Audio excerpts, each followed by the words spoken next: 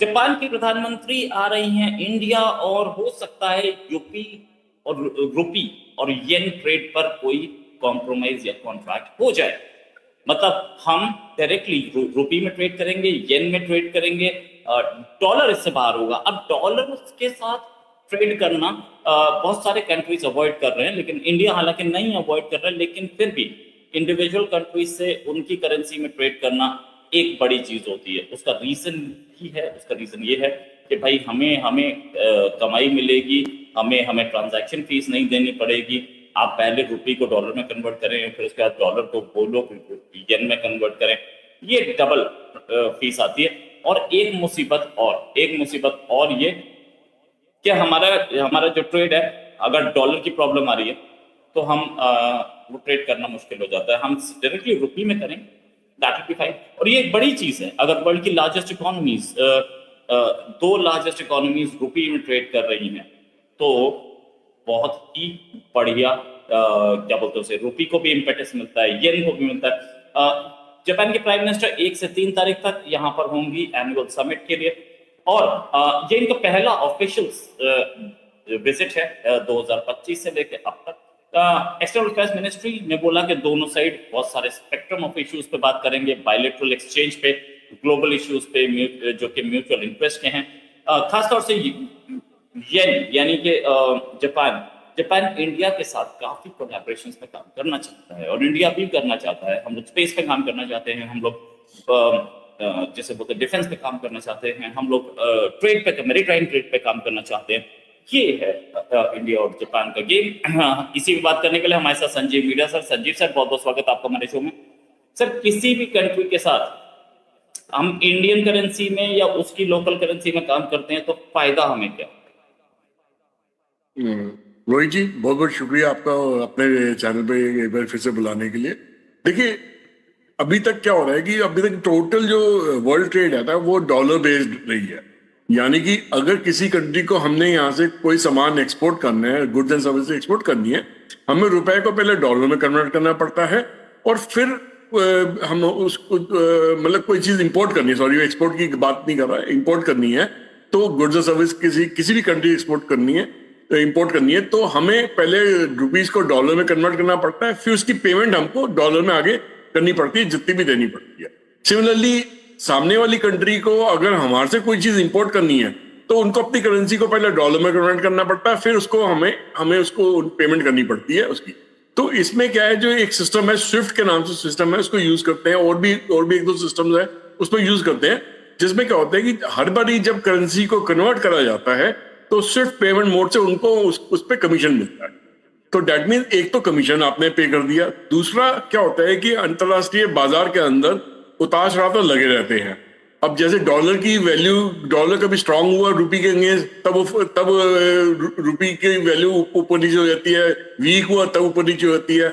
Similarly किसी और currency के अगेंस्ट अगर डॉलर की वैल्यू कम ज्यादा हुई तो उससे ट्रेड में फर्क पड़ जाता है, जिससे क्या होता है कि जितने भी व्यापारी होते हैं जो एक्सपोर्ट इंपोर्ट में डील करते हैं, एक दूसरे के सामान खरीदते हैं, सर्विसेज देते हैं, उन लोगों को बहुत परेशानी होती है। डेली बेसिस पे उनको कन्वर्जन का रेट कैलकुलेट करना पड़ता है, अपने प्रॉफिट्स को रिकैलकुलेट करना पड़ता है, एक स्टेबिलिटी कम हो जाती है इस टाइप के माहौल के अंदर। तो अब भारत ने ऑलरेडी दो ऐसे देश हैं जिसमें इंडोनेशिया और यूएई है, जिनके साथ ऑलरेडी वो आपस में लोकल करेंसी में डील कर रहे हैं। जैसे यूएई की जो करेंसी है, उनको बाहर से कोई गुड्स एंड सर्विसेज खरीदनी होती है तो वो अपने अपने अपने करेंसी में पेमेंट करती हैं। सिमिलरली इंडिया को अगर कोई भी सामान यूएई से लेना होता है तो वो अपने रुपीस के अंदर उनको पेमेंट करती है। सेम चीज इंडोनेशिया के साथ में, किसी हद तक ये सेम चीज ऑलरेडी रशिया के साथ में इंडिया कर रही है फॉर इंपोर्ट ऑफ ऑयल, तो उनको जो पेमेंट है रुपीस में करते हैं। तो इसमें फायदा क्या होता है, एक आप ये जो स्विफ्ट का जो पेमेंट गेटवे है उसको आप बाईपास कर देते हैं, आपको हर ट्रांजैक्शन को ऊपर आपको किसी भी किस्म की कोई कमीशन देने की जरूरत नहीं पड़ती, और आपस में एक मैकेनिज्म बना लिया जाता है जो दो कंट्रीज आपस में लोकल करेंसी में ही ट्रेड करना चाहते हैं।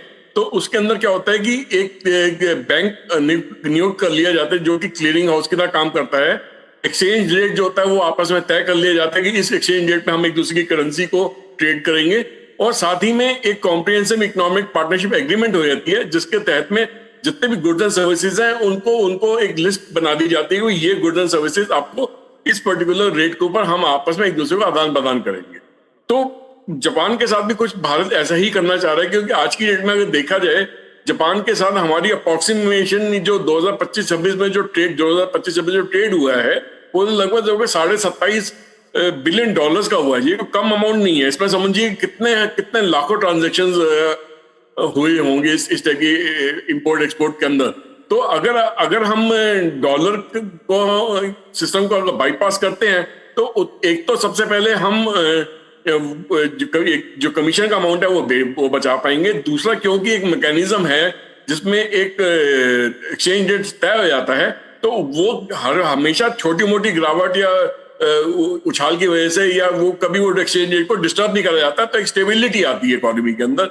जो व्यापारी होता है वो उसको पता है कि ये अगर कोई भी चेंजेस होंगे गवर्नमेंट सब्सटेंशियल टाइम देगी हमें उस चीज को एडजस्ट करने के लिए।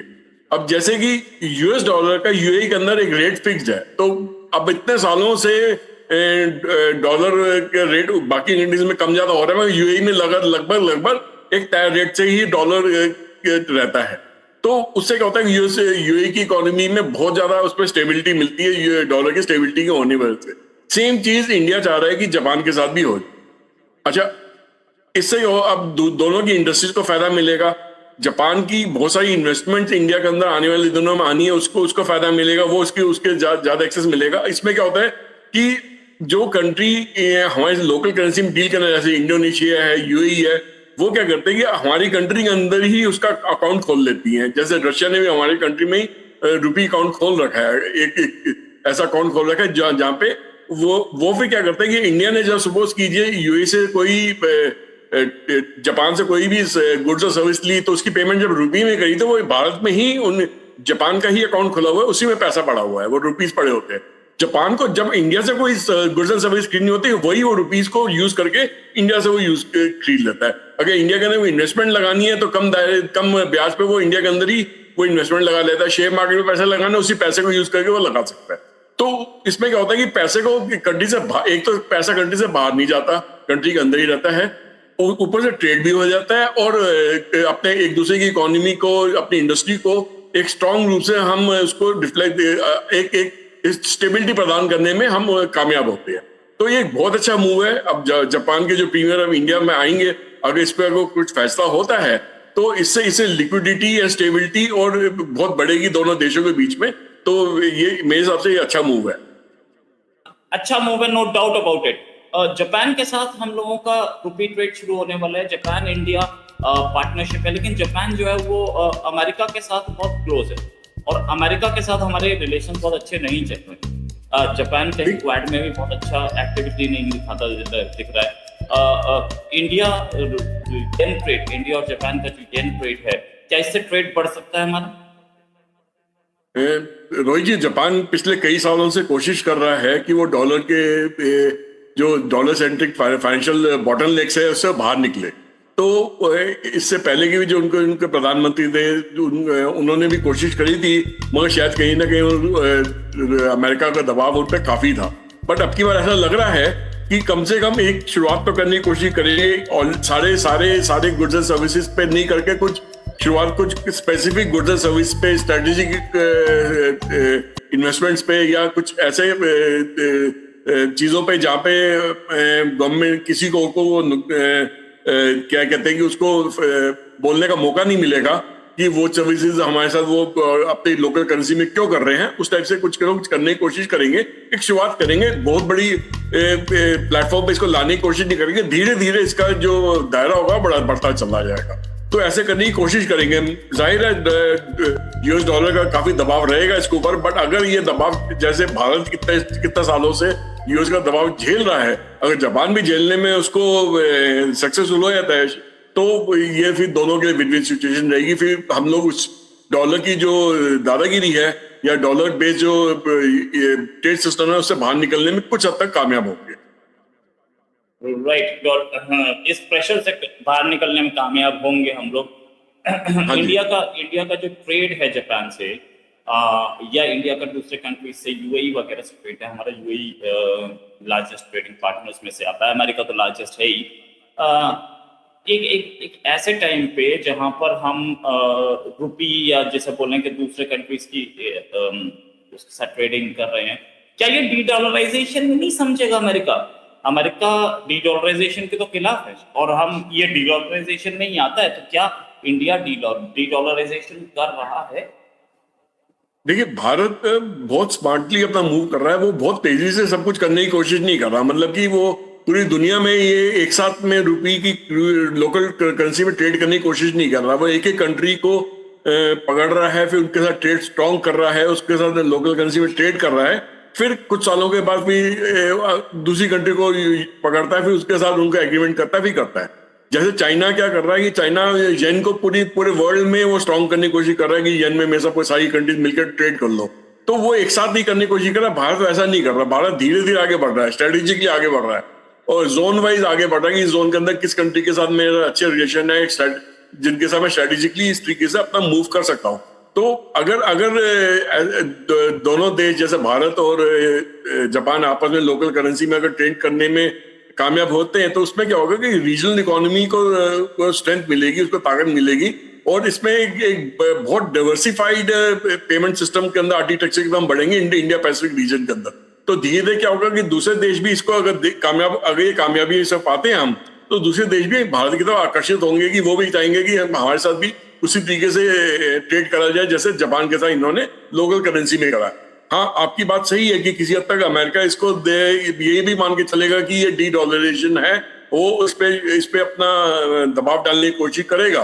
तो जैसे मैंने पहले भी कहा, अगर हम ये दबाव झेल जाते हैं, हम इसको बहुत ओवर रिएक्ट नहीं करते हैं, हम बहुत ओवर द टेबल जाके इन पे रिएक्शन नहीं दिखाते हैं, शांति से अपना काम धीरे करते रहते हैं। अमेरिका एक्सपेक्ट करता है कि हम कुछ बोल रहे हैं, अपने जबान से कुछ उल्टा सीधा बोल रहे हैं, कुछ रिएक्शन दिखाएं। अगर रिएक्शन नहीं दिखाते हैं तो वो ज्यादा परेशान होता है कि उसको रिएक्शन दिखाते हैं तो उसका एक्शन लेने का उसको मौका मिल जाता है। तो हम बिना देना रिएक्ट करे जब हम एक्ट करते हैं, हम अपने ही इंडिया फर्स्ट की पॉलिसी पे चलते हैं, जैसे अमेरिका अपना अमेरिका फर्स्ट की पॉलिसी पे चल रहा है, उसका हमें भी हक है इंडिया फर्स्ट की पॉलिसी पे चलने का। तो हम अगर उसको अपनी इकोनॉमी को स्ट्रेंथन करते हैं, तो जाहिर है कि अमेरिका बोलेगा कि आप डॉलर में ट्रेड करो। अगर हम बोलेंगे आप हमसे जो हर ट्रांजेक्शन पे हमें कमीशन ले रहे हो वो चार्ज करना बंद करो, तो हम कर लेंगे ट्रेड, तो वो मानेगा नहीं, कि उसकी मेन अर्निंग वहां से आती है, बहुत मोटी अर्निंग आती है। तो कहीं ना कहीं दबाव रहेगा अमेरिका पे, इंडिया पे भी रहेगा, जापान पे भी रहेगा, मगर ये किसी तरीके से अगर धीरे धीरे इस दबाव को झेल जाते हैं तो ये हम दोनों के लिए फायदेमंद है। राइट। आज की डेट में जो जापानीज कंपनीज बड़ी बड़ी जो इंडिया में काम कर रही हैं, उनमें सुजुकी है, टोयोटा मोटर्स है, होंडा है, पैनासोनिक है, सोनी है, हिटाची, डाइकिन, ये सारे इनके हब्स जो हैं वो नीमराना में हैं, चेन्नई में हैं, पुणे में हैं, बैंगलोर, गुजरात, दिल्ली, एनसीआर। प्रॉब्लम्स कहाँ आ रही हैं? प्रॉब्लम्स आ रही हैं कि इन कंपनीज की फंक्शनिंग जो है वो वेस्टर्न फंक्शनिंग या जिसे बोले जापानीज फंक्शनिंग स्टाइल में है, और इंडिया में बहुत ज्यादा ट्रेड बहुत ज्यादा प्रॉब्लम्स हैं, इन द सेंस के क्लियरेंस आराम से नहीं होती, करप्शन है। इसको टैकल करने का कोई तरीका निकल सकता है क्या, ताकि उनकी इन्वेस्टमेंट्स और आ पाए? क्योंकि India one of the largest consumer market देता है, कॉम्पिटिटिव मैन्युफैक्चरिंग कॉस्ट देता है, साथ में स्किल्स है, हमारे पास इंजीनियरिंग टैलेंट है, हमारे पास इंडस्ट्रियल प्रोडक्शन डिमांड्स हैं, लेकिन इंडिया का रेगुलेटरी एनवायरनमेंट जो है, साथ में इंडिया के जो बिजनेस स्ट्रक्चर है वो एक प्रॉब्लम है। ये इनको डील, क्योंकि आप इन्वेस्टमेंट में एक्सपर्ट हैं, इनको डील करना आसान काम नहीं होगा इंडिया के लिए या जापान के लिए। देखिए, भारत को अपने मैन्युफैक्चरिंग बेस को बढ़ाना है, और ऑलरेडी लगभग 2024 से लेकर 2025 के बीच में, 26 के बीच में लगभग उन्होंने 5-7% बढ़ाया है, बट अभी भी काफी नहीं है। अभी बहुत आगे हमने मैन्युफैक्चरिंग बेस को इंक्रीज करना है। अब मैं एक एग्जांपल देके इसको समझाने की कोशिश करता हूं कि जैसे रशिया का भारत के अंदर अकाउंट्स खुले हुए हैं इंडियन रुपीज करेंसी के अंदर, जो कि ऑयल ट्रेड हम उनसे करते हैं।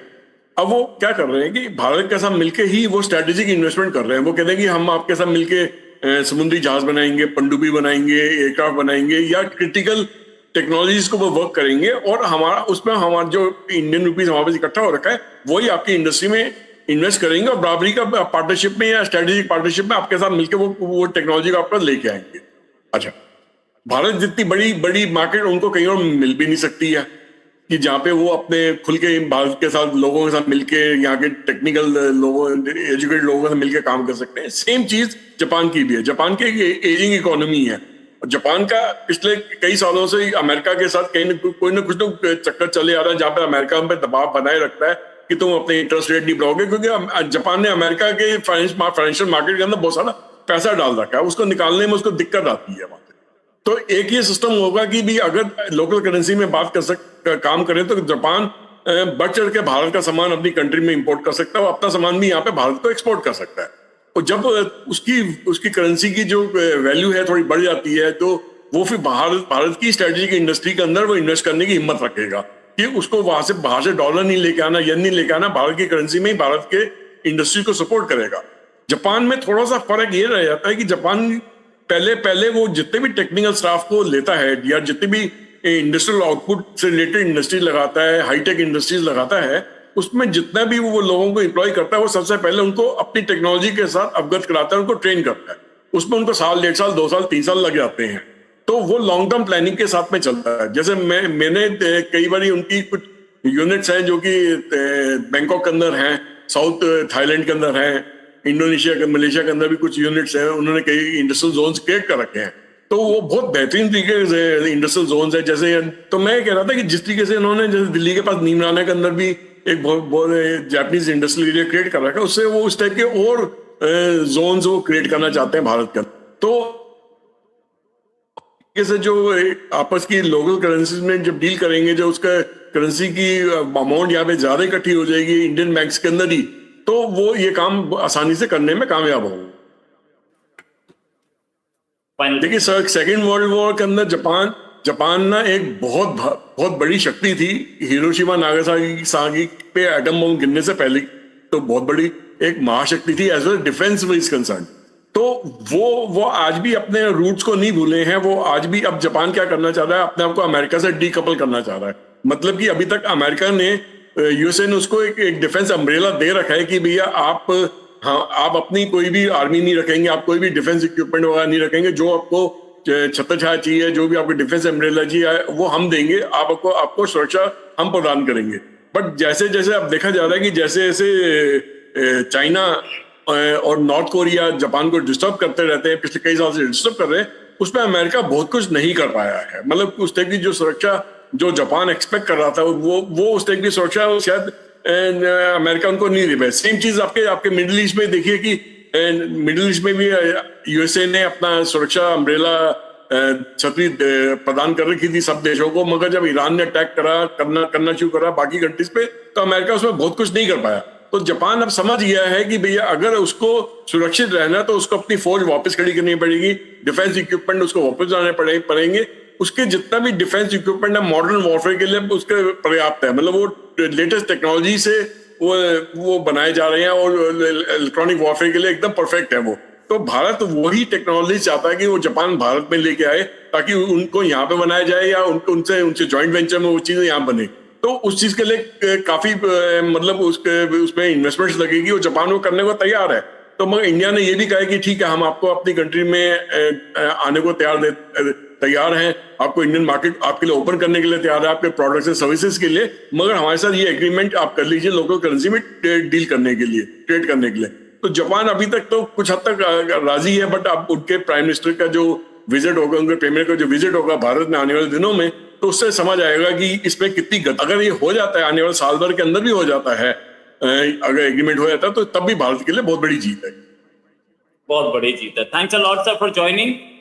ये जो डिस्कशंस हैं इंडिया जापान और इंडिया ऑस्ट्रेलिया, इसके बाद हमारे प्राइम मिनिस्टर की ऑस्ट्रेलिया विजिट और उसके बाद न्यूजीलैंड विजिट, साथ में इंडोनेशिया विजिट भी है। बहुत सारी डिटेल्स आएंगी। लुक ईस्ट पॉलिसी को एक्ट ईस्ट पॉलिसी बनाने वाले प्राइम मिनिस्टर मोदी ईस्ट पे फोकस भी करें, नो डाउट अबाउट इट। और एक इस तरीके का एनवायरनमेंट बनेगा कि इंडियन इकोनॉमी में इन्वेस्टमेंट्स आए, इन्वेस्टमेंट्स के साथ साथ इंडियन इकोनॉमी में वो टेक्नोलॉजी है जो शायद अब तक नहीं थी। Thanks a lot for joining. जल्दी डिस्कशन और करेंगे। अभी के लिए नमस्कार। जय हिंद।